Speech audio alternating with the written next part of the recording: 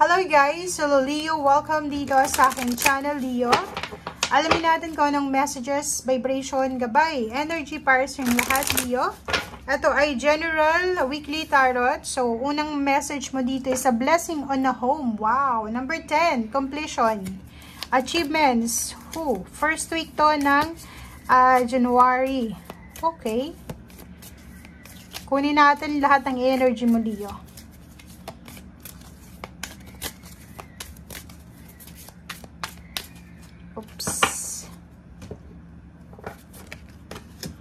A blessing on number 7. Blessing for a fresh start.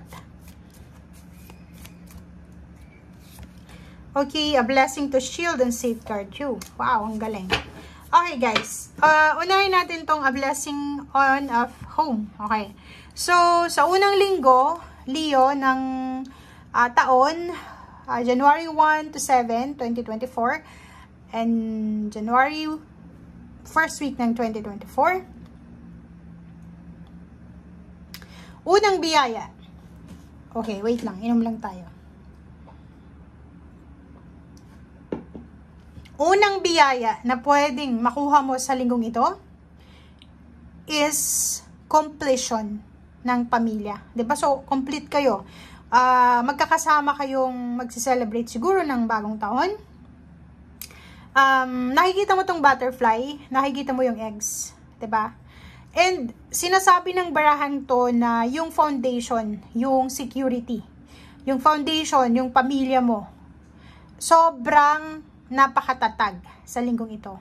So pwedeng may expectation tayo, may mga miyembro ng family na pwedeng additional member ng family, in-laws, or kano pa man na pwedeng dumating sa buhay mo, babies, or kano pa man. Dito sinasabi may hopes. So, Leo, if ever man na hindi naging maganda yung 3 months mo, kasi tatlo tong eggs eh.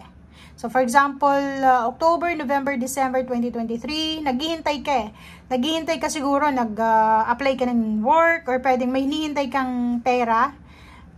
Sinasabi ng baraha sa'yo dito na huwag kang masyadong mag-alala kasi darating siya. Darating siya, hindi man sa linggong ito, pero may balita ka na sa linggong ito na nandito na siya. Parating na siya. Okay?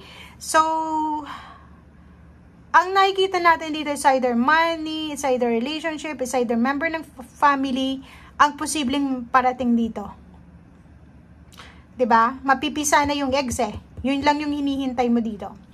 And next card is blessing for a fresh start, number 7. So, yung iba sa inyo dyan, 2023, masyado kayong naging impatient eh. Parang iniisip nyo, kailan kaya matatapos yung problemang to? Kailan kaya ako makaka-recover sa financial problems ko?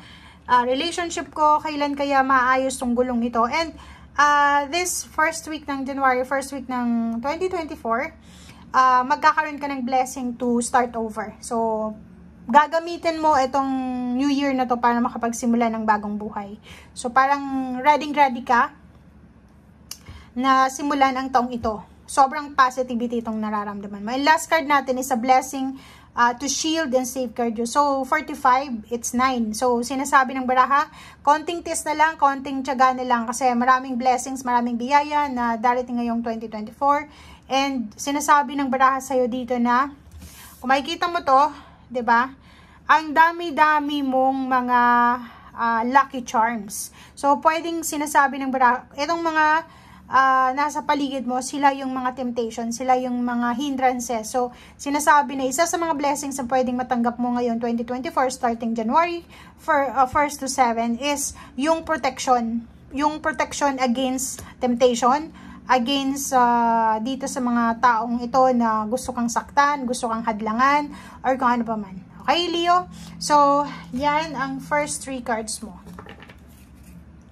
Okay.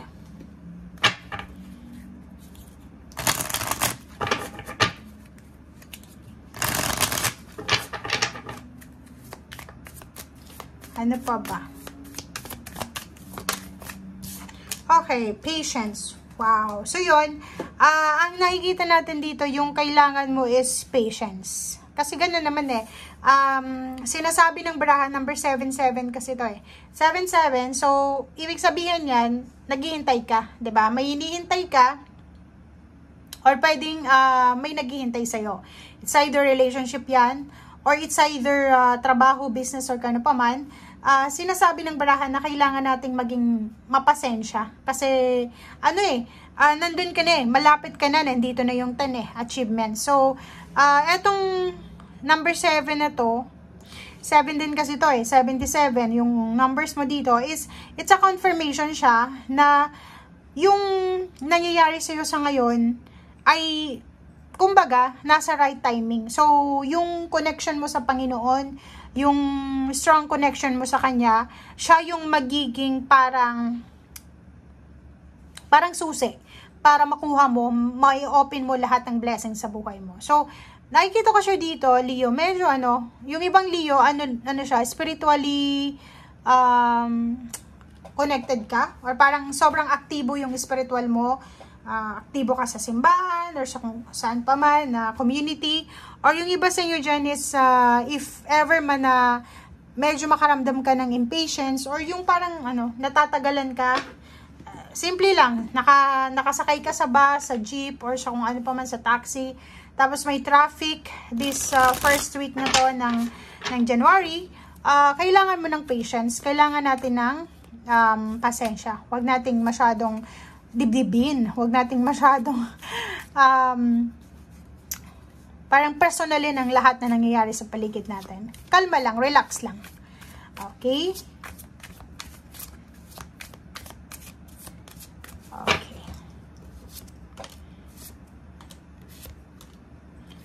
Okay, Leo.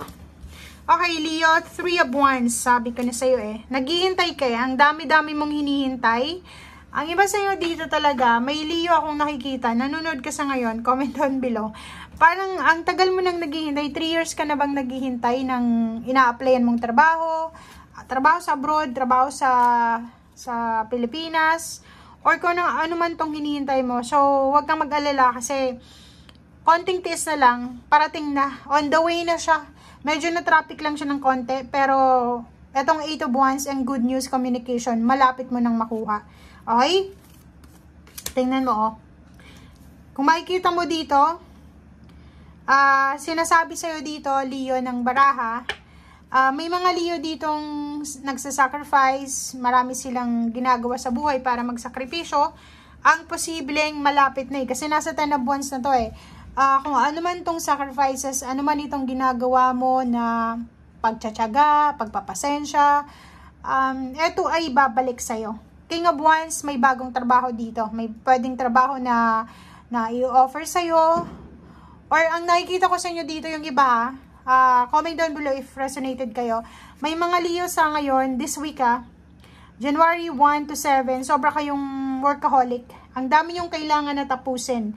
May kailangan kayong tapusin, may kailangan kayong simulan, multitasking, kasi gusto nyo ng freedom financial freedom. And siguro yung iba sa inyo dyan,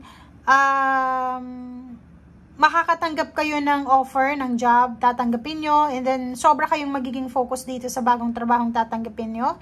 And dahil sa matagal kayo sigurong naging unemployed, posibleng double time yung gagawin nyo eh. Diba? Wala kayong sasayangin na oras kasi maraming oras na wala kayong trabaho, yung iba. Okay, the Moon card and 2 of Wands. Sinasabi ng baraha sa'yo dito na ang dami-daming offers na pwedeng dumating sa'yo sa linggong ito. Diba? Offer ng job, offer ng relationship, offer ng friendship, or kano pa man siya.